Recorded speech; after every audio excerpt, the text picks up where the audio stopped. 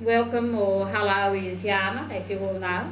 And Ganu, G-A-N-U, also means all.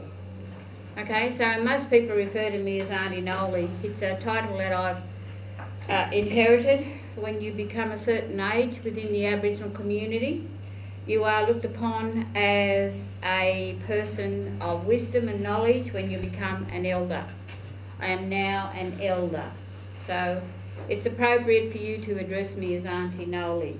Not just me, but all other elders within the town.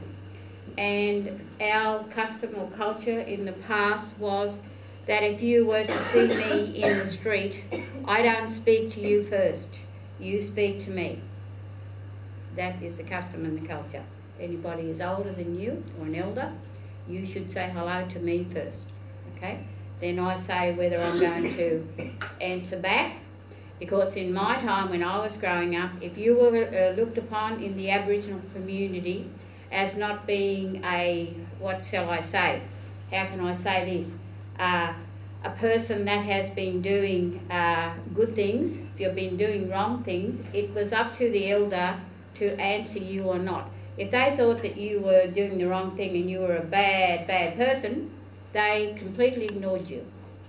A lot of young girls who became pregnant back in my time, if they walked down the street and an elder was there, the elder had the right to turn their back on them, and they did.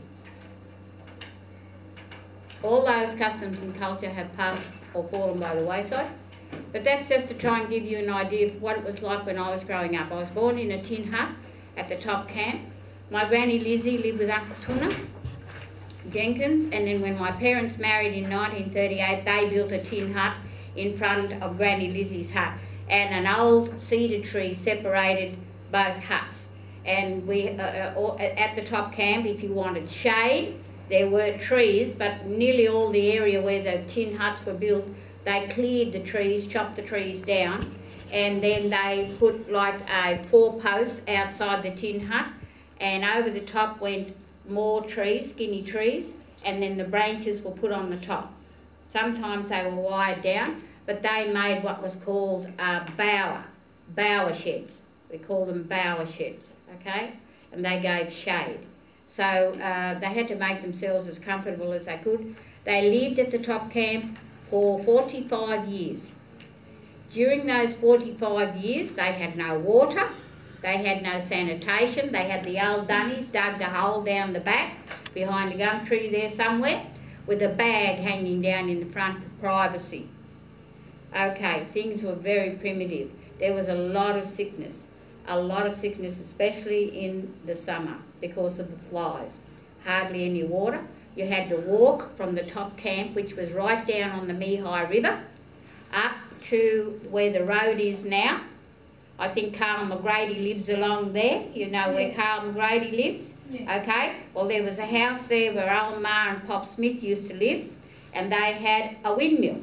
And the windmill pumped the water into a tank, and that's where all the people from the top camp used to go up to Almar Smith and Sprout, Old Pop Sprout Smith, and they would get their water in buckets and with the yoke, like the Chinese style yoke across the back, and they would carry their water home. I remember going with Uncle Tuna and carrying water, and mine would spill by the time I got home because I wasn't a very good water carrier. But you had to carry your own water. When you got the water, you got home, and in the hut, it was a 2-room hut, and Granny Lizzie's hut was separated by a piece of wire that ran across the room, and then she had those great big baby pins, safety pins, hooked onto hessian, and that was like a curtain behind it where Uncle Tuna slept, okay? There was a little table in the corner of that room, and the buckets of water went on there, and she had an old lace curtain that she used to put over the buckets to keep the flies out. You were not allowed to touch that water. That was for drinking and cooking only. Outside under the bower shed, there was a canvassy, hessian-y type water bag that held water.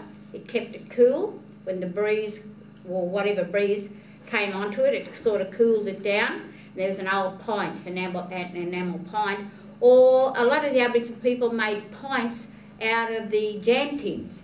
They put handles on them. they welded handles onto the jam tins and made pints. So those pints hung on the old water bag, and that's where you had a drink.